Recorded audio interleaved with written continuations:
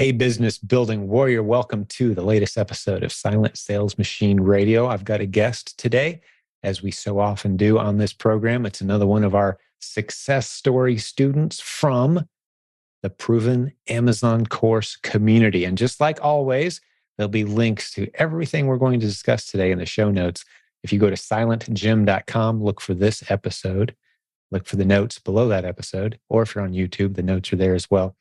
Lots of links for you to click and check out today as we go through the discussion with Adam. Adam has only been with us for a short period of time. Now, he's been selling on eBay and playing around on the internet for quite some time, but he discovered the Proven Amazon course thanks to his sister's assistance and prodding, and he's jumped in with both feet. He's built a beautiful business with his wife fairly quickly. I mean, they're just 4 or 5 months into this thing, and they've got a really nice, stable business. We're going to talk through how they find their inventory, what they're selling, some of the strategies that have helped him along the way, some of the modules from inside the Proven Amazon course that have really served him well on this journey. I love that he's an economics teacher. This guy knows numbers. So when he's sharing his numbers, he knows what he's talking about. And he shares several of the tools that he's using, some of the things that he's grown into over time. He shares his love for Keepa, as you hear us talk about so often on this program. Podcast episode 369 dives into Keepa. If you don't know what that is, we talk about why no one needs to worry about ungating. We hear so many new sellers getting concerned about being gated in certain categories or gated for certain brands. He puts everyone at ease. As a guy who's only been in this 3 or 4 months, he puts everyone at ease today about that topic. Stop worrying about it, just like you hear us say all the time. It's nothing to be worried about. He does a great promo for our Kickstart program, which if you're not familiar with what that is, all of our Proven Amazon course students who come into our community are invited at any point in time. You can do it right when you join or a few months in. If you feel like things are going kind of slow, you can jump into our Kickstart. It's only $40 and you get 4 sessions on Zoom with a small group of students talking you through the very basics of going from knowing nothing and not even having an Amazon account perhaps to selling that first replan item. So you can kind of fill in the gaps on all those one-time tasks that are maybe confusing you or causing you to pause or stall. You can get information about the Kickstart program by emailing our support team. silentjim.com has a link to our support team. Just say, hey, I was listening to Jim on the podcast. He mentioned the $40 Kickstart for new Proven Amazon course students. Now, you do have to have the Proven Amazon course to be qualified, because we got to be able to reference you to the training materials that you're going to need in order to go through the steps. But we'd love to help you out with those first initial steps. And today's guest, Adam, really appreciated and enjoyed that training from the Kickstart program. He is going to be at our conference in July as well. He talks about that today with great excitement. Of course, I'm talking about this website, The Proven Conference. Remember those 3 words, theprovenconference.com. That's where you can go to get tickets. Join Adam, our guest today, along with dozens of other guests you've heard on this show, dozens of our coaches from our team. We got 60 coaches who teach e-commerce strategies based on the Proven Amazon course. These are all successful students of ours that we recruited in to become coaches because they had teachers' hearts along with successful businesses. They'll be there. Hundreds of listeners to this program will be there with you as well. Hope you can join us July 6th through 8th in Columbus, Ohio. I think that's enough of a build up for today's episode. Let's jump over and meet Mr. Adam Bright. You're going to love this one. So Adam, welcome to the show. Hey, absolutely. Thanks for having me. It's truly a pleasure getting to know you, man. Can't wait to dive into your story. You ready? Yeah, sure. Let's go. Well, let's see. My first exposure to e-commerce obviously was eBay. Back in the day, a long time ago when there were actually shops and strip centers that would take your stuff and sell it on eBay because it was so complicated to list things. But thankfully, I never did that. But my wife and I absolutely would scour secondhand stores and Goodwills and things, getting shoes and purses and sometimes new stuff and other times used stuff and putting it on eBay and just selling it. I don't know why we were doing it. It just was something we did. We're talking 15, 20 years ago, right? And then, really, we just got busy with life. And I would say maybe 10 years ago, my sister came down and she was scanning books and had apps on her phone and was talking about all this stuff. And I made so much fun of her. because there's just no possible way that you can make money selling books out of Goodwill. Are you kidding me? And I just didn't see it as a usable, marketable process. But, she didn't listen to me. She ignored me and did her thing. And well, she's always had good success. In fact, I didn't know she was a member of this community for a very long time. And in fact, I think she's Facebook friends with your wife. So, well, can we give her a first name shout out, or I don't know? Yeah, sure. Chris, it's first name shout out. Christy. Well, I didn't know if she minded or not. Maybe you can. Oh, I don't know. I couldn't imagine that. We got a week to edit this thing, so let me know. We got a week to edit it, so I'll text her and see. But so, anyways, getting back to how I got started into the real e-commerce, what I've been doing since January is that my wife and I are school teachers. We've been school teachers. I'm 15 years. My wife is 20 years. And we're looking down at retirement. And we're not liking the numbers that we're seeing. We're not liking the level of freedom and independence that we're wanting to have, but not going to financially be able to be prepared for that based on a teacher's retirement. And so my initial thoughts last year were, I'm going to jump into and start a business. So I started an exterior house wash, roof wash, surface cleaning business. I won't plug anything for myself, but hey, that's fine. Go for it, dude. We got Central Florida listeners. There you go. Well, I'm the proud owner of A&W Soft Wash here in Ocala, Florida, and I pride myself in taking care of people's homes just like it was my own. But I've learned very quickly that it's not a system that I'm owning. I'm a worker in my business. I am an essential employee in my business. And to step away and to have that level of autonomy and owning a system is just going to be a tremendous amount of liability. Having someone work with chemicals and work with someone else's property, I'm just not there yet. And so while it gives me income generation, it doesn't give me independence. It doesn't give me freedom. And, I forget who it was. The more essential you are to your work, the more of an employee you are. Yeah. Whereas we've popped up on the podcast recently. Basically, the more essential you are to your business. That's right. The less valuable your business is. Right. And the more of an employee you are to your business owns you. Yeah, absolutely. And so that's when I realized that I needed something else. Mm-hmm. And I was looking at FBA, and I called my sister up and said, hey, this is something. In fact, she sent me a book that was basically, I forget who wrote it.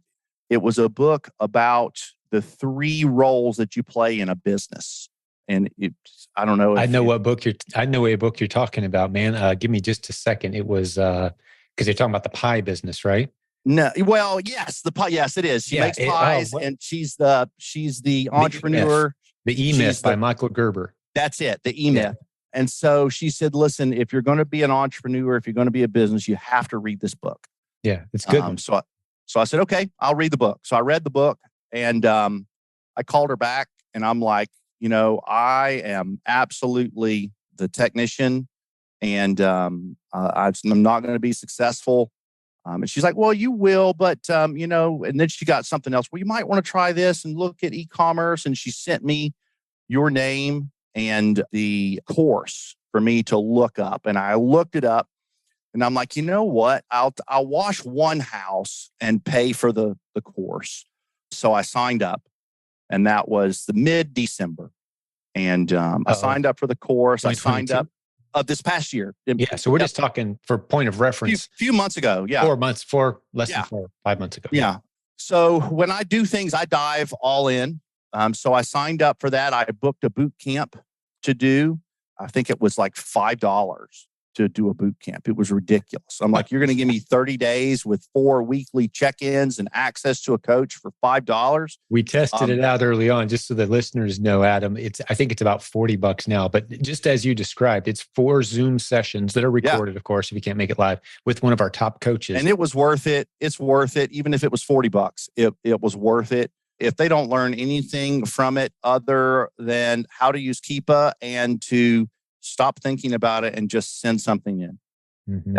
That was the biggest thing that I got out of it, was working on Keepa graphs and stop asking questions. Just send something in, get it, source it, send it in. Get that first item sent in. You're never going to learn if you just stay on the porch. And so that's really what it was. So anyways, I jumped into the boot camp. I went through a just crazy hoops and red tape and everything through Amazon to get started and certifying. And it was crazy the amount of stuff that we had to go through. But once I got everything set up and into the boot camp, then, well, first thing I bought was a horrible item. I went way too deep into it and I still have some in my inventory right now. You know what we call those in the business? Christmas presents. Yeah. I went too deep in it, but I mean, they sell every once in a while, but I've got it marked down to like 0 ROI on my repricer. I'm just like, let's get rid of this stuff. Just get it out of there. But anyways, in January through the boot camp, I started learning some ideas. I had $1,000 January. And then again, I discovered advanced Keepa training on the pack. Mm-hmm. That was mid-January I discovered that. So I was stumbling through scanning the aisles of Walmart. It was embarrassing. And everyone's like, don't scan the aisles. Just take pictures, go home, reverse source. And I'm like, I'm just going to scan. And it was horrible. But then I found advanced Keepa. I listened to the training and it just clicked. And I remember I sat down, I did a few where I looked up the sellers, I kind of shopped their sites and pulled up the spreadsheet. And that was mid-January. And February was a $5,000 month. March was 200 shy of 10,000. Right now I'm tracking about 7% off of last month based on my Amazon seller app.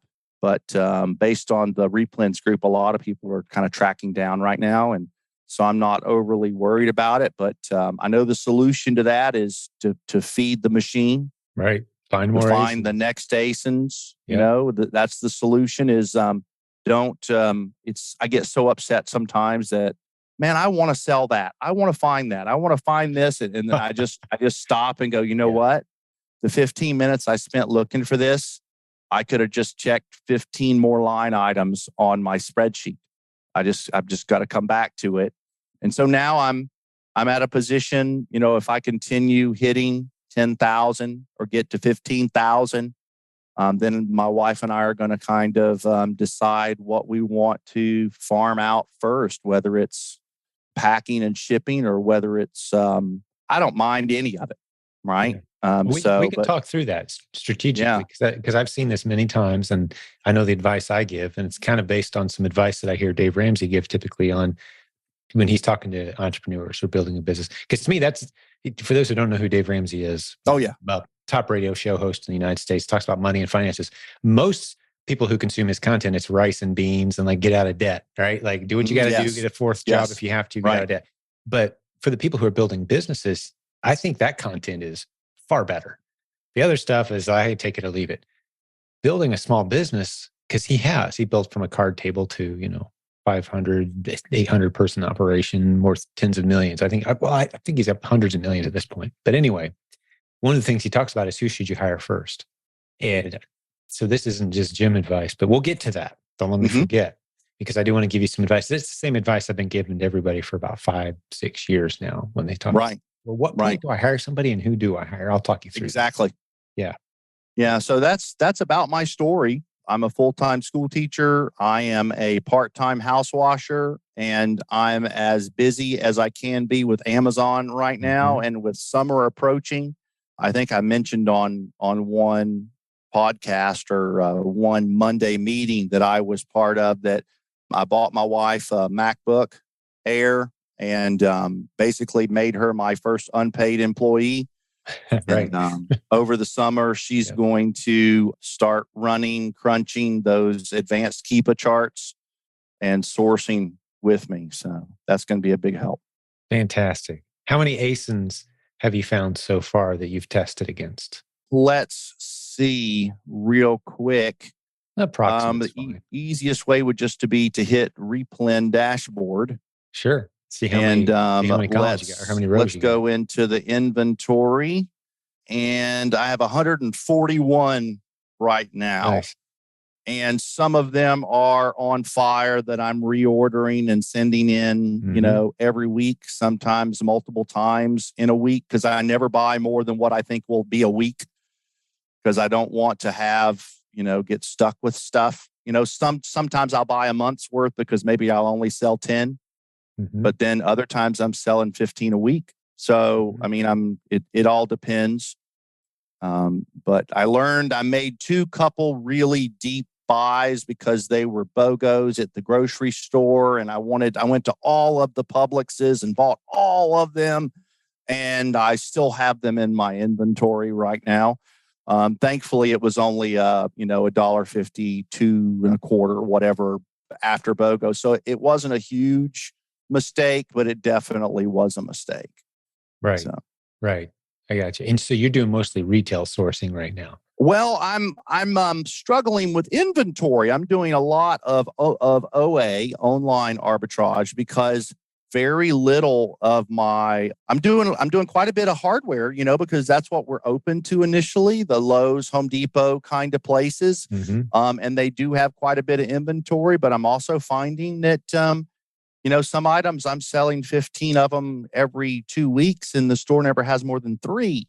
Right. So I'm doing a lot of online ordering. I'm finding a lot of things, sourcing and searching on Google. I'm finding them at just odd retailers all across the country. And what's really cool is you can find the one that has if you order $70 worth, you get free shipping. And you're like, okay, well, I'll order 11 to get free shipping rather than. And so I would say out of all of my stuff, I'm probably 40% OA, 60% RA and it's all big box stuff. Yeah. It's all Walmart, Home Depot, Lowe's, all the stuff that everybody's got in a big, city. Mm-hmm. Yeah.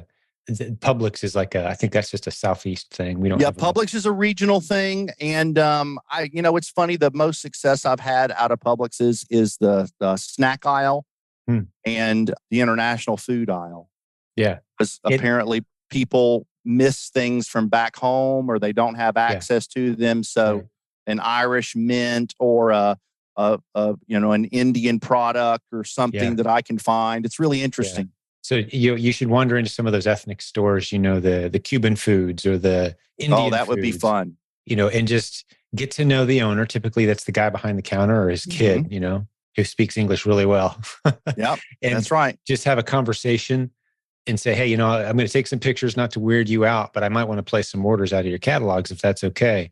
I'm not a competitor. I'm not scouting you out. I'm going to place some orders with you guys and grab a few interesting things to take home for the family to try. Don't just walk in and walk out with your camera. Like put a few things in your cart, some candy or whatever.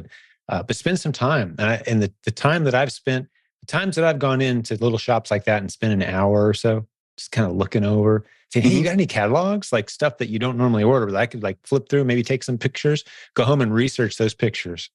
They may even give you the catalog if it's an old one. Yeah. You got an old one you're not using? Gold mine. Yeah, my sister, you're slightly off the beaten path. The beaten path has plenty of opportunity. Don't get me wrong. You can drop me in any Walmart and I'm going to find winning replens. Absolutely. But the life cycle of those replens is going to be probably shorter than the stuff you're going to find off the beaten path. Yeah, I mean, I could weekly fill up my cart at a Walmart doing replens. But my sister was telling me how I was calling her just the other day. I was struggling with getting inventory from Lowe's and Home Depot without going to 7 different Lowe's in my local market, or traveling for a weekend trip to Orlando or Tampa to have more stores to go to. And I'm like, what is the solution to this? And she's like, well, number one solution is to order online. But she's like, some of the stuff won't ship. She said, the other thing is, a friend the person at the store that does the ordering. Find out who it is. Talk to them. Introduce yourself. Tell them that, hey, I've been needing, 5 or 6 of these items and you only ever have 3. Can you order me like 10 of them?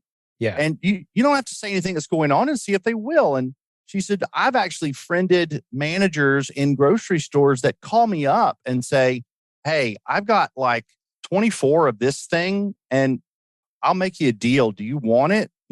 Right. And so she's really had good relationships with even big box store managers. So she said some of them don't like people who resell on Amazon, but she said a lot of them will. So it's just learning to talk to people. And the smaller stores, a lot of times you'll find something really, at a big hardware store, let's say, and the manager there just kind of gives you the brush off, like, I don't have time for this. But you go to the small competing, maybe it's an Ace or, a Do It Best. True Value. Go in there, True Value, exactly. You're like, hey, man, I don't see this on your shelf, but is this a product you could order for me? Because I'd like to order a couple cases from you. Let me look. Let me look. They're there to please. Absolutely. Versus, you're right. So just getting creative. And I love that you focused on relationships. It sounds like, did you say, who was it? Is it a friend or family? That told me that? Oh, my sister. Sister. It's your sister. Yeah, my sister. Who's been doing this for a long time. Sounds like she's listened to our advice. This is a relationship business. Have you heard me say before that, like, that's the distinguishing line that I've drawn between who succeeds and who fails? That's the number one predictor. You talk about your number one predictors for success in life, or number one predictor of, businesses rising or falling. Number one predictor in e-commerce across the board, the people who pursue relationships with intentionality and share boldly what it is they're doing and kind of grow their circle of people who are working with them towards that goal, right. store Well, managers. That makes sense. That's what gets you over the hump. I would have told you it was the degree of a wife that was willing to allow you to clutter her house while you were growing your business. That's what I would have said. Number one thing. You might think so, but then I would present to you a big long list of people who live outside the United States who've never seen or touched any of their inventory. That's amazing to me. I listen to the stories and hear the people and read their comments. It's amazing to me. Mm-hmm. So yeah, you can order online, have it shipped to a prep center. It doesn't even have to come to your house. Now, a supportive spouse for sure, man. That's a big. If you got a spouse that's warring against the idea of you having another business or whatever, that's difficult. But assuming all other things are equal, and even then, that's a relationship issue, right? Mm-hmm. So if you can navigate your business, enhancing every relationship opportunity that you come across, build that network of people who support what you're doing, and think of you as, oh, that's the guy that does e-commerce stuff. Like, that's it. You've won. Right. Make sure that list is growing constantly. The minute that my wife was like, honey, why don't you go to the conference? You really should go to the conference, because you're checking your status updates, all the time during the day. You're doing well. You're excited about what's happening, and you've got this opportunity to go. You really should go. So it was really awesome that she was supportive of me to go to the conference. So yeah, that's great, man. I'm so glad you're coming. And when we were corresponding before, just to fill folks in on the conversation we're having now about the conference, I extended the offer, as I've done with all the podcast guests recently, that, hey, as a thank you for being on the show and sharing your story, you're coming to the event, no admission charge. So can't wait to see you there. I'm excited. Conference. I'm excited, and I'm going to be picking people's brains about maybe distribution centers or pack or anything like that, because we're getting covered up with mailers and baggies and cardboard. Yeah. So finding someone else that can help you, that's another conversation we can have as part of the show today, for sure. If you want to talk through some basic level tips and strategies there, but sure. Just to make sure people know about the conference, in case this is your first episode, there'll be a link in the show notes to everything we're talking about. So there's that. If we miss any of the details, but the website for the conference, it's 3 words: theprovenconference.com. It's July 6th through 8th in Columbus, Ohio. Adam's going to be there. along with hundreds of listeners to the show, all of our coaches, not all of them, but most of them. We got about 60 coaches, their families, all kinds of successful students that you've heard interviewed on this show. It's going to be a great time. And certainly we'd love to come join you. And we do have scholarship slots available too. For those who see it as a financial struggle to get there, let us know. There's a link in the show notes to that as well. Well, I love your story so far. And I almost wish that we had like another 6 months of story, but you've only been doing this 4 months. No, that's it. It's I got the idea mid-December as something that I could do that I ultimately could, have less of a role in and would be able to still have a revenue generated from it.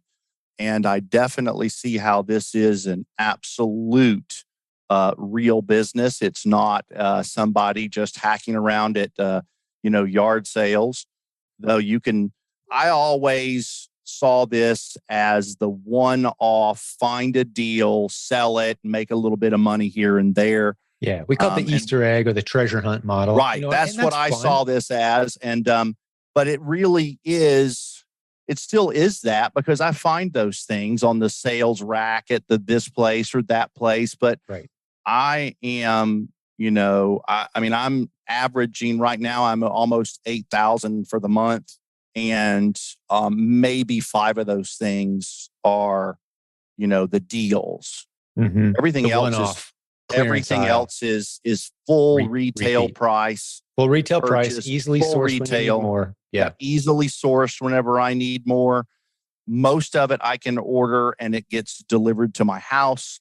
I take it from one box, put it into Inventory Lab, and then put it in another box and send it to Amazon. That's the system. Yeah. Growing your list of replens, those items that you can easily replenish as you need to. You're not waiting for sales, looking for discounts, scanning barcodes. It's serving underserved shelf space at Amazon is how I like to refer to it. I will tell you, there's a huge temptation to order a bunch of something because you're tired of going to get it. Right. I don't want to go get this anymore. I'm just going to order 50 and send them in. And then the Be next done thing with it for a while. Yeah.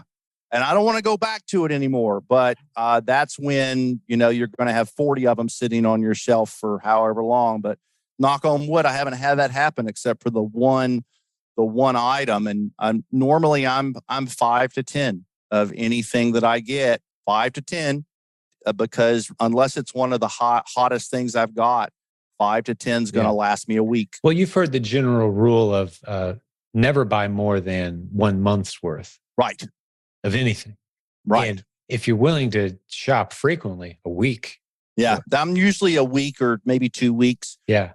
And the hardest thing for me was the first 3 months. I think I sent you that in my messaging. I was like, it's killing me. I need my money back. Mm-hmm. I need my money back. But it's gotten, just like you said, it gets steady after the 3rd month. If you're feeding the machine and your sales are going through from the seller app and that upper right-hand side, you start seeing that number getting, bigger and more, I don't want to say more, steadier rather than, but it was tough. It was really tough because I'm like, I'm not getting my money back. I sold $5,000 worth of my money. And so, right. Where's my cash, Amazon? Right. And there's that period where they're learning if you're someone they can trust or not. They hold a reserve. Mm-hmm. Because what's happened, the scams in the past that have caused Amazon to be that way, distrusting of new sellers for more weeks than, that period of time shrinks as they trust you more. But the reason it takes you, they'll hold your money for several weeks. Right. When you're new, because they've seen a lot of sellers come in and sell a bunch of stuff that they didn't really have, merchant fulfill, collect the money. And they knew if they gamed it right, they could get paid by Amazon before Amazon caught on to the fact that no merchandise had ever been shipped. Gotcha. And so they say now, especially new sellers, is this guy going to generate a bunch of complaints and returns and chargebacks? Or is he a legit seller? Gotcha. So they've got that reserve period in there that shrinks dramatically once they trust you.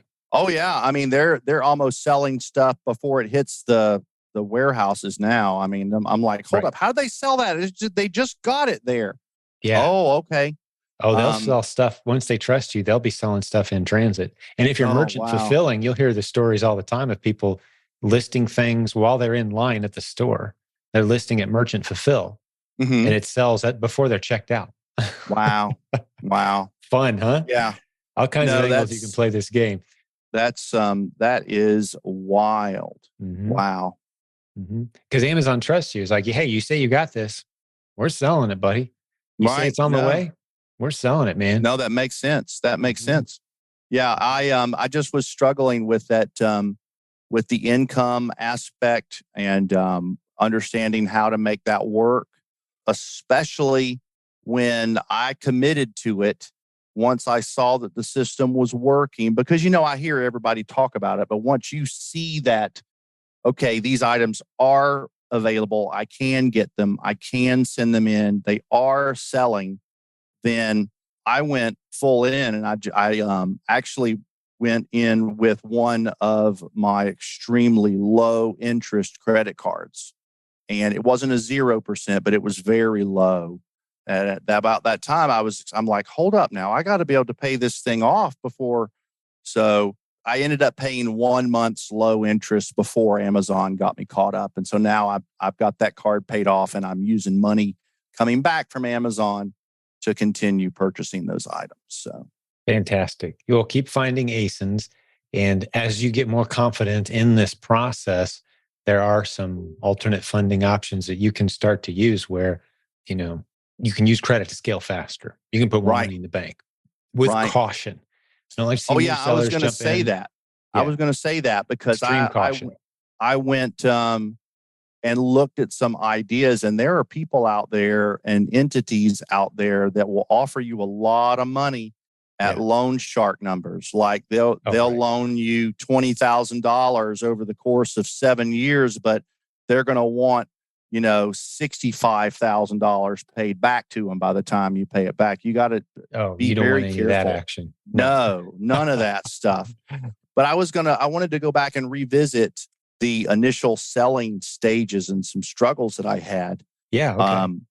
I was not happy with the few items that I saw that Amazon was letting me sell. And so I was the person in the Facebook group that's like, how do I get ungated in things, right? How do I get this opened? And now my comment to people is, don't worry about it. Sell what Amazon will let you sell. There's a reason why Amazon is letting you sell certain things. Find those things and sell them. And otherwise, you're going to waste your time and money and energy getting ungated in things, when if you had spent that amount of time and energy finding ASINs in what Amazon will let you sell. I am 3 months into this, and there's very few things that Amazon won't let me sell. Yeah, you just click a button. It says, hey, I have to click a button. I may have to watch a video. I may have to scroll through and put my email address in or click a couple of questions. But if I click on a button and it wants invoices or receipts, I just back out and go to the next one. It's not worth my time. I don't care if I want to sell the item. I don't want to sell it more than I want to find something that I can sell. And so I go to the next item. So I wish that I could tell myself, hey, do not go and buy those 10 sweetener packet boxes from a wholesale place, because it's wasted money and time. Don't do that. I love you saying that, because I've said it so many times, and it's one of those frustrating points that for new sellers, they say, well, I need to get ungated. I can't get ungated. I'm finding all these gated ASINs. I'm going to pay someone. I talked to someone a couple podcast episodes ago, paid $1,600 to somebody to get them ungated in topicals. And he said, I was so determined to get ungated in topicals, and I've never sold anything in that category. Right. Total waste of money. Just go find good ASINs in the categories that are wide open to you. In those categories: sports, outdoor, kitchen, homewares, pets, not pet food. There's a couple other ones I'm missing. It's a conversation discussed all the time in our free Facebook group. silentjimdotcom has a link to that group, 72,000 members. Go in there, you'll see. Just put in ungating or ungated, and you'll see. It is. Stop worrying about it. Don't pay any money. Certainly. So now people are like, I don't want to hurry my business, but what can I do to get ungated? And mine's like, hey, just go back and read your first sentence. That's your advice. You don't want to hurry it. Yeah. Just sell what Amazon will let you sell. Yeah. And yeah. I've 30 learned or 40 that. sales in, the game changes. It does 100%. And things just start dropping open. Mm-hmm. Things just open up. Now, there's still things that I can't sell. There's still things I can't sell. And, whenever I use, I don't know if I can program name drop, but No problem at all. Insight, I think is what it is. AC Zen or AZ Insight, I think is what it is. AZ Insight. Yeah, that's popular. I think that's what it is. Yeah, I have the little app. And when I scan things up and it has the little speedometer that's like IP alerts, I'm like, great. I just go to the next one. I don't, but I wanted to sell that. No, you don't, because just go to the next one. I'm not interested in that. What's happened is you've made that mindset shift. And it's actually harder for people who played around on eBay for a while to make this shift. Hey, we'll get back to today's episode in just a moment, but I want to tell you about the sponsor that we have today. It is another podcast. It's the eBay for Business podcast. If you didn't know, I started my e-commerce career over 20 years ago selling on eBay. I love eBay. To this day, we still use eBay a lot every week. It's one of the multiple income streams that my business enjoys. If you'd like to learn more about eBay, get started, or just grow your eBay business, I can't recommend any other podcast higher for that topic than the eBay for Business podcast. It's the premier podcast for eBay sellers in e-commerce. You're going to hear interviews with executives from eBay headquarters, from other sellers who are building successful businesses, tips on finding inventory, on taxes, on all the things that go into building a successful eBay business. That's the eBay for Business podcast. You'll find links in the show notes today as well on a couple popular platforms, or just search for eBay for Business on your favorite podcast app. Let's get back to the show. Just go to the next one. I'm not interested in that. What's happened is you've made that mindset shift. And it's actually harder for people who played around on eBay for a while to make this shift. Because when we're on eBay, you're looking for winning products. I got to find a winning product. I got to find a product. You're just pounding right. Oh, there's a good product. Oh, that's not a good product. And you've got to just shelve that thinking, because now we're looking for underserved shelf space at Amazon. Right. And there's products that aren't underserved in some spaces, and they're very underserved in others. So it's not a product specific decision. It's underserved ASINs. And if you find an ASIN that's a little frustrating or a little too much trouble than it's worth, well, just move on to another ASIN. It could be the same product. Move on to the other thing. There's probably 7 different listings for the exact same thing that you're selling. Different if not ASINs. More in many cases. Yeah, it's crazy. So some of the most successful things I've come across are being very fortunate to match up someone's bundle or kit. Yeah, match up locally. It's there's not many people on it, because they may not have it locally or regionally, but I've been very fortunate that it is identical. Everything's the same. And I've been really fortunate with that. In fact, I'm watching the Proven Bundle course right now. Proven Brand Building. It's our bundling course. Yeah, Proven. Yes, I'm looking at is the website. It's included in the Proven Amazon course. I got to squeeze that in so people don't go buy it. No, I get it. Yeah, absolutely. Yep, it is included there, and I'm in the middle of that, and I'm looking at considering spending some time on that over the summer. I mean, because it's getting up to May. It's exam season. It's just really busy in school. So once summer kit's here, I'll be able to spend a little bit more time on it. Yeah, you'll love going through it, man. It is the next iteration. So as you're finding some of those hot replens that have a lot of drops every month, they're doing well on Keepa, which, by the way, anytime I mention Keepa, I like to point people to podcast episode 369. Go listen to it. I'll explain why we're just so excited about Keepa. And even to the degree that a tool like, AZ Insight, or any of the other tools that you hear mentioned around here, they're all Keepa reliant. If they don't integrate Keepa, they're worthless. If they do, that's a lot of what makes them valuable. They're presenting Keepa data in a friendlier fashion, maybe a better user interface for the same data. But Keepa is the heart. And it's only $20-$25 a month, something like that. It is the tool that you need. So episode 369. Yeah, I mean, everything else that I have, all the other add-ons that I have, just make my life easier. Exactly. I use Inventory Lab exclusively for lists, shipments, label printing. I use that exclusively. I've never sent anything helps get your shipments out. Yeah. I've never sent anything in through the Amazon seller app. Not once. My sister had been doing it long enough. She said, listen, just get this. If you start out with it, it'll be easier, but I've seen it.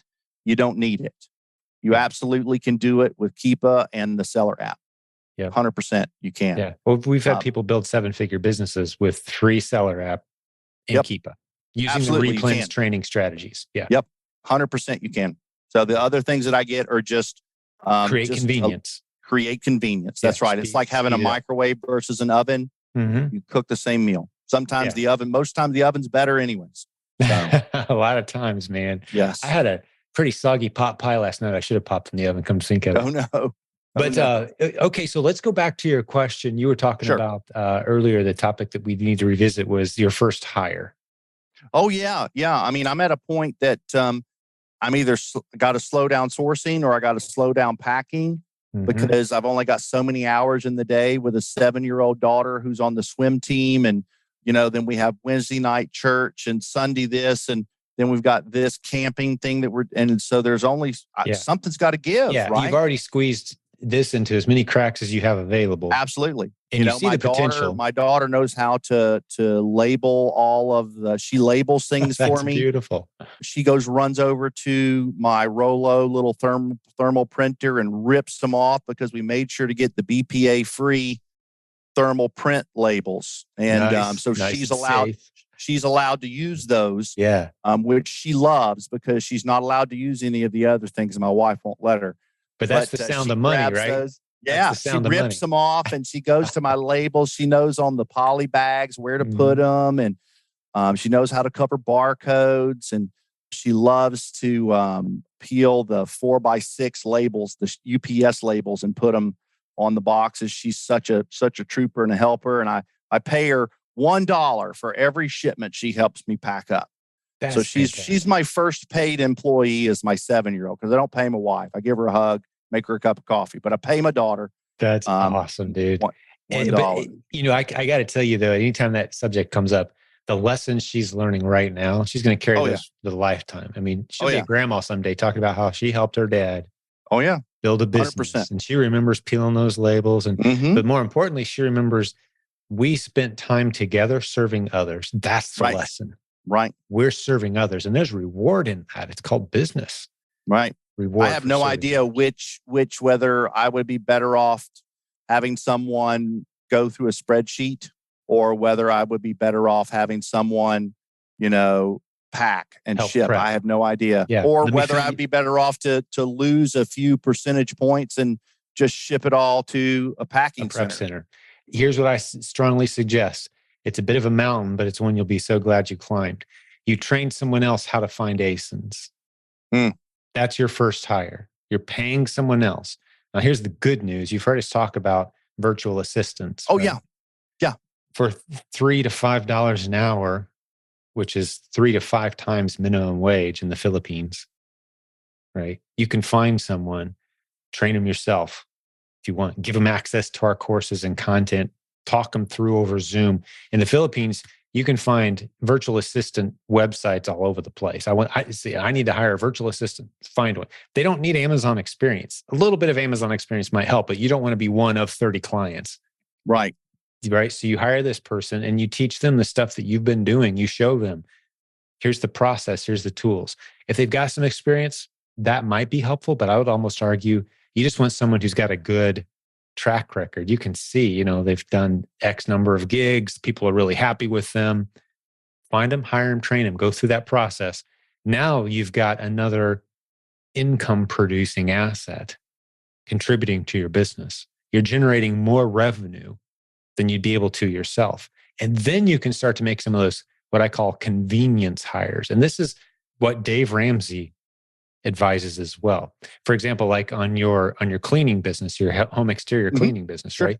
And you're saying, okay, Dave, I'm busy, man. I got more work I know what to do with. His classic advice would, and mine mirrors it, would be Who do I hire? I mean, you need someone out there selling jobs. That's right. That's your first hire for commission. They're bringing new revenue into your company. That's your first hire. Not somebody to help clean and sort and store and sweep the floors and all the stuff you don't want to do. And I just don't like that part of my business. I'm going to hire someone to do it, because those are revenue eating monsters. Right.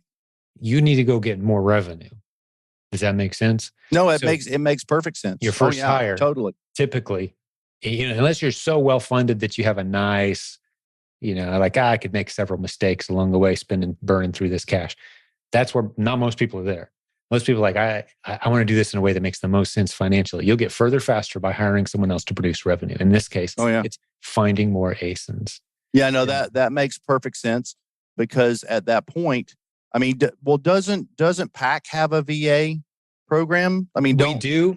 As of this recording right now, we're pausing it, revamping it a little bit, changing it up. It'll be re-released at some point in the very near future. So we got a bit of a waiting list there. Gotcha. Because what we're doing is we're building firewalls between all of the VAs, and we're actually encouraging people to go find their own VA instead of us finding it for them. Mm-hmm. Because what we're running into is a bunch of VAs kind of knew each other, and they're referring each other's friends, and like, we want some firewall in here. Gotcha. So that's what we're doing right now is we're saying, hey, if you go find your own VA, we can help get them up to speed. Well, yeah, I think Jimmy was talking about an online place that you go in and you pay a monthly fee until you find the one that you want to hire. And then from there, you don't have to, you step away from that website and you have a relationship with that person. I'll have to go back and figure out what that website was. There's many different ways to do it. There's many services out there that'll claim to do it for you, et cetera. But again, from my vantage point, the best way is to build that relationship yourself. Hey, I found this person. I trained this person. This person is now up to speed. It makes sense. There's services out there that'll help you. I've been doing this long enough that you can't do that until you've done it yourself. Like you wouldn't want to hire someone to do this for you until you've done it for yourself long enough to understand whether they're doing it right or not. But you are at that level. The $10,000 in sales level is where I start to say, yeah, you're ready for a lot of things. You ready for that first hire? You're ready to start experimenting with branded bundles? You're ready to maybe consider a prep center or bringing some, having all your inventory at a sweet old lady across the street who's got a 2-car garage, like we heard on a recent podcast episode, and she doesn't charge me rent. I'm considering building a shed in my backyard to do it and park a trailer on the side of it for my wash business, have a little covering there, and then be able to put a little AC unit in the window and have a pack party, on Saturday. This, man, whatever you build, you'll outgrow it in about 6 months. Guaranteed, if not faster. Mm-hmm. But I'll still have the shed after I go to a larger warehouse. Yeah, you will. But hopefully that general advice helps you. No, it makes sense. It makes sense. And that's the reason why I bought the MacBook for my wife. And then that was, wishful thinking at the moment because, she's a mom and she's a wife and she works. And right now she doesn't have any more time than I do. But over the summer, she will. And then, if we can bring in a VA, it's definitely something to consider. And waking up and having that list of, hey, here's the ASINs that I found, and me being able to, it'd be just like my wife finding a list of ASINs. And since she's not buying stuff, she's going to learn how to source it, send me a list. Here's what I've looked. Here's what I think it will work. Right. Here's the ROI. Here's this. And then I'll make a decision. Do we want to buy it or not? And pretty soon you can hire someone else that makes those decisions. Right. Because they'll be qualified. Absolutely. Exactly. So your original sourcer becomes eventually your decision-making shopper and approver of ASINs. And, maybe at this point you got 2 or 3 virtual assistants. Still $3, $4, $5 an hour, which is incredible wage in the Philippines. And so for $15 an hour, you've got a team working just for you full time. Right. Running this whole thing. And that's it's not just theory. We've been doing this long enough now. We got a bunch of people doing it. Yeah, it makes perfect sense. Mm-hmm. But the other issue I was having is how to go and get all the things that I need from the 5 Lowe's, the 4 Walmarts, and the 2 Home Depots. That takes 7 hours to drive around to do all of that, Yeah. And then how do you trust someone with money or a paid credit card? Or I've found that COVID actually gave us the answer to that, which is curbside pickup. Exactly. You buy it all online, tell them who the person's going to pick it up, and then I pay per store. Like I'll give you $10 per store that you stop at. Yeah. So good. Or have a family member do it for gas and a soda. Yeah. Get creative. And then you take away the money aspect. So you take away the gift card, the check, the cash. It's not a problem anymore. It's already bought and paid for. They're just showing up and picking it up. Yeah. I say we can train local retail shoppers for my team. If I'm training them in less than 5 minutes, never have to talk to them again. We've got a team. We got a team spreadsheet that's updated with, different stores, what's available, how many we need. Here's our shoppers. Plug it in. It's a little something we built because we we have multiple shoppers at any given time. Like I was out after church on Sunday, stopping to grab some stuff on the way home. And I'm like, oh wait, that's one of our replens. How do they have? Well, they got a lot of those. Scraping. Well, I guess you could do that if you're smart with like Google Sheets and stuff like that. If everybody's sharing those items, it makes sense. Yeah. Well, I mean, it's pretty easy to share a Google spreadsheet. And over time, we've added a lot of features and customized it up a bit, and done some things. But really, just a shared spreadsheet. Any Google Doc is shareable. You just click share. Who do you want to share it with? These people. Now you can all see it on your phone. That's you keep a list of what it is you need to buy and who's bought what. And once it gets checked in, you reset the numbers. So we've automated some processes there, but starting off very remedial, even just a shared spreadsheet of, okay, hey, here's what we need next week. And here's the quantities, and anybody can do the shopping, and you're rewarding people. There's so many fun, creative ways to do this business. And everybody has their own little twists to it. Some people do no retail arbitrage. Some people do only online, like those international people we talked about. There's many approaches, many different ways to do this. But ultimately, this foundational replens concept is about finding the underserved shelf space at Amazon. And you've definitely validated the concept. You've had some tremendous success so far, some great momentum. So congratulations on that. But the game's only begun, as you probably know. I'm excited about that. Yeah. Well, what are the questions you have for me? It seems like there was something else we were going to dive into. I don't know. The prep center idea. Prep center. Yeah. My curiosity is, there's so many to choose from, and then if I'm working at 30% ROI or 40% ROI or something, I mean, is it like a set amount per item, or how do you factor in whether you should do it or not? Different prep centers serve different clients. Just the brief history of prep centers is that actually the first one, to my knowledge, the first one in the world emerged out of our community several years ago. And we kind of had to explain to people what it even was. They're like, that's a weird concept. I guess it makes sense. Like if I'm shopping online, I could have it sent to you instead of having it sent to me to prep it for Amazon. Okay, yeah, let's try that. And it was a flat fee per unit. And that's how most people still do it. $1, $2, $3, depending on the type of unit or how much, how painful it is to prep. And then you just factor that into your hunting. Right. There's a little less margin there for you on every ASIN. So you just But there's a little less to do. Right. A lot less to do as well. I don't need to stock poly bags. I don't need to order anything from Uline. I don't need to, any of this stuff. Right. I don't even need to manage these things. Right. And there's an economy of scale there that kicks in because the prep centers tend to order that stuff in bulk. So they're paying less than you do. So the numbers start to make sense, and they do make sense. And we've seen, I don't know, a couple hundred at this point. I'm not even sure how many we have. I understand some are at saturation. Like they're not even taking, many new of them on. Actually, one of the topics at the Proven Conference this year is going to be how to launch a prep center. We're developing content right now, teaching people how to effectively launch one, take on a handful of clients as another income stream. Right. But when do you know if you're ready or not? It's basically at the point where you're ready to say, I could take a hit, $1, $2, $3 on every ASIN. I could take that hit and still make money at this. That's you. And you don't need to send them all to the prep center. No. And even once you start sending everything to the prep center, you can decide, well, I'll do these 3 or 4 at home. So it's these not fun like ASINs. Especially families with kids that are talking about the prep. Like whatever those ASINs are that your kid just lights up prepping and they've got it down and they love doing it and they're making $1 a box, and don't take that from them. Right. Keep that at home. Send everything else to the prep center. And even the one-off stuff, like when you have, you hit the sales or you find something, a clearance aisle item, they only got 4 of them, just keep those. Don't ship them off to the prep center. Keep them at home. Right.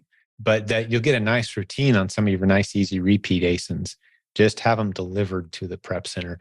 prepcenternetwork.com is the website for people who don't know what we're talking about. It's a free list of all the prep centers that we know about. If you know of one that's not on that list, let us know. But as far as picking one, which is kind of the heart of your question, Adam, how do I know which one's right for me? Well, many of them in there are going to say, we're not taking any clients right now. Or, maybe they'll say, we don't want new sellers. You got to be at least so many units, or you need to be at least 10,000 at 500. Right? Limits of 300 to 500 items like that. Yeah. Gotcha. But you'll see many others that are open to it. And, I hate to make a big announcement like, hey, if you're new, you should go use Prep Center X, because people listening to this 2 months from now will be like, no, they're full. No, right. I mean, it's always in flux. Sure. Always in flux. And that's the other thing that I really struggled with is why weren't we talking about products? And then you begin to realize, well, you can't list product X, right? And I've listened to some of the classes to where they do name particular products, like they're going in and doing something online. And I'm like, yeah, nobody's selling that in a long time from now. So you just have to be careful, especially with this many people listening. Everybody has the opportunity and it's going to saturate. No, definitely. Yeah, you can saturate an ASIN easily. Any ASIN that we had named today is like, hey, even if we said, now don't go out and run out and buy this. Yeah, don't go out. Here's a great ASIN we saw. You look at it 2 weeks from now and it's got 800 sellers and no one's making any money. So you can't, I'm very cautious in that regard. I mean, we get 100,000 listens per month on iTunes alone of this podcast. Yeah, that's a lot of people. So we've got to make our advice something that can be spread far and wide and still hold true and strong for many, many people. And that's advice that I would give the new seller, the new person in e-commerce is, I know you're excited. And I know that if you've got a history on social media, you want to share that excitement, but you need to hedge that a little bit. Don't take pictures of your items and post them on your feed. Yeah. Right before we started today, I had a new seller post, like, I just found all of this and I'm selling at FBM and it sold before I checked out. Right. Yeah. That was a post they'd made and they showed their cart and they showed the items. And I said, great work, but pull this share your story without posting the picture because my sister did that for me because I took a picture of some stuff, hey, every week I make a post, Hustle 2023, week 15. This is what's going on. And I took a picture of everything that I had bought that week and put it up there. And my sister texted me and said, hey, you need to pull this picture down because people are going to go out there and buy all this stuff. She's like, don't list your Amazon page. Mm-hmm. People will go into your store and they will figure out everything that you're selling. And then none of it will be worth anything. Yeah. So for the new sellers, pay attention to that. And and it's all public information, and we all see each other's stores. And my store's looked at constantly by a bunch of other sellers. Right. I've built some relational advantages. I get, and there's some stuff I'm just liquidating out. Like we made a great run on this ASIN for a year and a half, and now we've got an extra 300, and I'm selling them below cost. So here comes someone looking at my account, going, "Wow, that's a lot of that person has a lot of that ASIN. I think I'm going to go try that one too." Like welcome to the bloodbath, So not every ASIN is good on every account just because they're doing well. So you still have to do your research. But we discourage. It's a strange line to walk because we're very abundance mindset, and anybody can look anywhere they want, and anyone can see anyone's store anytime they want. 100%. But you're kind of crazy to say, "Hey, everybody, here's the name of my store, and here's all the ASINs that are selling really well for me right now." 72,000 people, right. So it's an abundance mindset on the concepts and on the strategies, but on the specific, here's the exact product to go buy. Like, no, you can't do that, obviously. Right. The law of supply and demand kicks in, and, no one wins on that product now. Absolutely. Because we are resellers. But again, it's something, Adam, for us to keep in mind as we have this conversation about, how much do we share? As you kind of climb the pyramid of opportunity, you can become more transparent and say exactly what you're doing. Right. Now I've got a branded bundle. I can tell you all about it. You're not going to be able to compete with it because it's got a unique item. Or I've got clients that I've hired or who have hired me, paying me really well, and here's the client's name and here's what I'm doing. Here's no one's going to steal that client. You've got a relationship with them, right? Right. So as you climb the pyramid, your concerns of, oh no, is a competitor going to see what I'm doing? It diminishes over time. Mm-hmm. But what other questions do you have, or any points of strategy or tips? You've dropped some golden nuggets on us, and again, I can tell you're a teacher. I can tell. I I got an email that said, hey, come up with a few things at the end that Jim may ask you. So I just have a list that I put 7 things on. Number one for me was I had a really hard time being disorganized at the beginning, and I was really critical of myself. But it's okay to have a messy living room with, poly bags in places and trying to. I mean, if you're a type A person and you can't do then I get it. But having the support of my spouse was huge. Yeah. It's Amen. not like I started this and then started having poly bags and cardboard boxes show up at the house with her not knowing anything. When I went into this, I talked to her about what I was doing, and I had her full support, which was huge. Just start it. Number 3 was just start the boot camp. I got it from the boot camp. I think it was Robin that was doing the boot camp. Just start. Get an item, look it up on Keepa, send it in, learn Keepa. And it really is what everybody says about Keepa is true.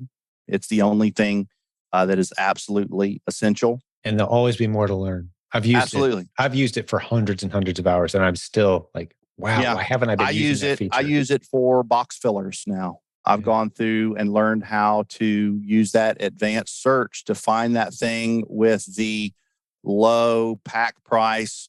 I'm able to find that item that doesn't cost me a lot of space, but I can fill a box to lower my shipping cost overall. That's coming in that advanced Keepa 2.0 training. For me, at 100 items, at 100 ASINs, a game changer for me was getting a repricer. That was night and day for me. It's like lighting a fire on a rocket ship for my business. But again, all of it is foundational on the concept of utilizing Keepa. And I see people saying that they're using the advanced Keepa training and they're not finding anything. Then find different sellers to pull their ASINs from. Find different store brands that you're looking up things from. It absolutely put me where I'm at.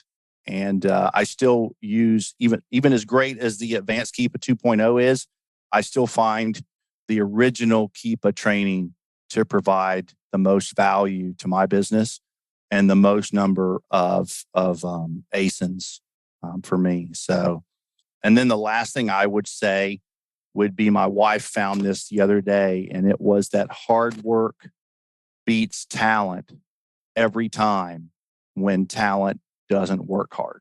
So this sounds like you're one of the sports coaches there at the school too. I'm a coach too. So that's good stuff, man.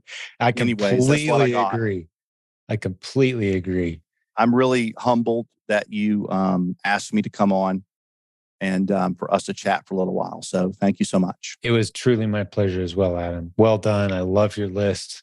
I think people are going to benefit tremendously from this. And I just realized as I was listening to you talk to that list, I'd never asked you about your net margins. Anytime we talk about sales numbers. In general, what are your net margins before I let you go? Let me pull up. Just even Inventory Lab. Is that what you use? Well, right now I've got Aura up. Aura and will give me that. And just off of what, say off of the last 30 days, my revenue was 8,800, profit 1,700, units sold 378, cost is 4,000, and my profit margin is 20.25%. Yeah, there we go. Net profit 20.25. Yeah, I don't go after net profit on my repricer. I use return on investment. I use ROI for that. Again, that profit margin doesn't include my poly bags and my boxes and tape. Yeah, but I'm turning around and sending Amazon's boxes back to them. I pack and walk. When you get stuff OA, they give you boxes just like they're giving you their materials. They give you the packing material. Packing material. I save all the bubbles and the packaging and the paper. But I swear by that quiet tape from Uline. That stuff is amazing. And so I buy that. But you got to be careful. Sometimes shipping is high and you can do better on Amazon. Sometimes Home Depot. Stay away from U-Haul. Those places are crazy expensive on boxes. Yeah. But for sure. So yeah, that's where I'm at. I like to have when I look things up on when I run it through Inventory Lab, I like to be 30% ROI. That's my minimum. I don't go, if I'm under 30%, I don't even look at it. I just move on about. And then sometimes I'll just put the price up until I get my 30%. And you know what? It sells. It sells whether I'm at the buy box or above the buy box. It sells. A great point that could lead us into a whole nother episode. I think it was episode 554. I'm almost positive. Yeah. Pricing outside the buy box. Yeah. Yeah. When you can safely ignore the buy box based on how rapidly it's dropping. If it's a fast my mover, usual pick is 50 to 75 drops a month for things that I'm sourcing that I want to move quickly through. I really don't have a problem with things not selling. I really don't. Yeah. But that's just because, again, I'm so reliant on the advanced Keepa. Yeah. Like nothing I'm doing is tricky. I'm just putting the numbers into Keepa. Keepa's giving me, here's your list of things, and I go through it. So yeah. I love it. Let me just throw a question at you. This is when we get off and see if you can kind of recognize the false premise built into the question as well. I can't find anything profitable. Yeah. What would you say? Well, I don't really have a canned answer to that, but that's why I asked you. Where are you looking? What is profitable to you? What does that mean? How much do you need to make back to call something profitable? I don't know. I mean, as an economics teacher, I would tell you that you should continue doing something as long as you're covering your costs. Right? I mean, that's the truth of it. I mean, if I make pizza and I cover all my costs at $1 a slice, and right now I'm selling it for $2 a slice, I absolutely should be selling that slice of pizza. But you know what? If I'm covering all my costs and all I'm getting is $1 a slice for that pizza, well, I should still sell the pizza because I'm getting everything covered. You're right. I'm paying my employees. I'm paying my building. I'm making my income. All that's factored into my costs. So I don't need to technically make a profit as long as I'm covering what my expectations of my costs are. So that really gets down to having a system to where you understand, hey, when you pull down that box that's a 10-inch by 12-inch by 16-inch box, it's going to use so much tape. I know how much that box costs me, see? And so that's a system that needs to be put in place to really understand what's profitable and what's not profitable. But to say something's not profitable, I would challenge that and just say, well, what is your idea of profit? And how much do you need to make before you say it's profitable? Because when we say getting an ROI, a return on investment above zero is good, because if you've got your system set up, then anything over zero is money back in your pocket, right? You're accounting for your shipping costs, you're accounting for your storage costs, you're accounting for all of that. And we want 30, we want 50. Jimmy says 100, right? Because we want a faster turnaround on our money. But I mean, you look at margins, there's a lot of businesses out there that are working on far narrower margins than we are and are successful. Restaurants. Yeah. Like sub 5% net margins. Absolutely. On multi-million-dollar budgets. Yeah. If somebody says they're not profitable, I would want to know what their idea of profit is. Yeah. And we could go down that road. Right. And talk about that a little bit more. I love that. I didn't realize I was talking to an economics guy either. Well, I'm more of a macro guy than a micro guy. Sure. I'm more involved in the exchange rates and balance of payments and things like that. But I could have a fascinating conversation with you sometime. I got all kinds. I can talk a little bit of micro, marginal, cost and all. I can do a little bit of that. But the fact is, numbers. So as you're throwing these numbers around, you understand what it is you're talking about. Sure. But let me just take a stab at that question. I love the perspective you had. You really tackled that word profit. When I hear someone say, I can't find anything profitable, that tells me what I really just heard them say is, I'm not sending in any inventory to test. And I love what you said. You don't know if it's profitable or not because you haven't sent anything in. If I look at the buy box and it's normally drifting around $15 or $16 and this thing has 100 drops a month. Oh yeah. I'm going to send one in and test it at $22. Oh, yeah. I was going to say 19 or 20. Sure. 100%.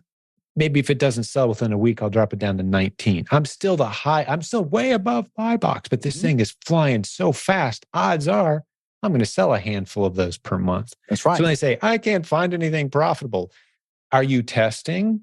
Are you sending stuff in above buy box price and seeing what happens? Right. Because you only know if it's profitable or not once something's sold. So do you even have anything in the mix right now? Are you so afraid of that $15, $16 buy box line on the Keep It chart that you're not sending in any inventory? Right. Because you think you have to sell it at the buy box. Right. You think you have to sell it at that buy box. Mm-hmm. Yeah. They think that that's the false premise in that question. I think that sometimes, we need to identify as coaches when we're talking to our students or, other people, because stuff happens all the time above buy box. Go listen to that podcast episode 554 for those who don't know what I'm talking about there. I think it could be a real eye opener for folks. But I love the references you made to the content inside the Proven Amazon course, the courses that have helped you out. Yeah, you never know what's going to make it click for someone. Obviously, it's clicked for you. It's just about scaling now at this point, Adam. So well done, man. You've built a beautiful business. Can't wait to see you in July. Yes. Great event. I'm glad you're going to make the trip, and appreciate you teaching too, man. It takes a real servant's heart to get in there and teach kids. And, absolutely. So I appreciate you. God bless thank you for that, man. And I hope this next season is one of abundance and blessing, and your business just explodes. Both of your businesses. Absolutely. Yes. Yeah. Good hanging out. Well, thank you, Jim. I appreciate you. Appreciate you as well. Let me talk to the listeners for just a second before I let you go, Adam, and thank all the listeners for hanging out with us today. It was truly a pleasure. Hopefully you enjoyed it as much as Adam and I did. A couple of announcements before I let you go. If you don't mind doing us a favor.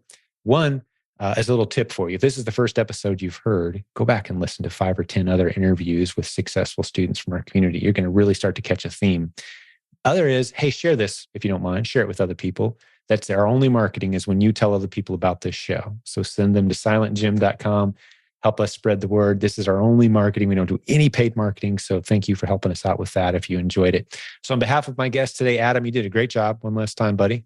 Hey, I'm thankful to be here. It was an awesome opportunity and just such a blessing. Yeah, for me as well, my friend. Thank you. And for the whole team that puts these things together, thank you for hanging out with us and for listening. God bless you, business building warrior. We'll do another episode for you real soon. Amen. That sounds wonderful. We'll see you at the conference. We'll see you then, Adam. Bye for now.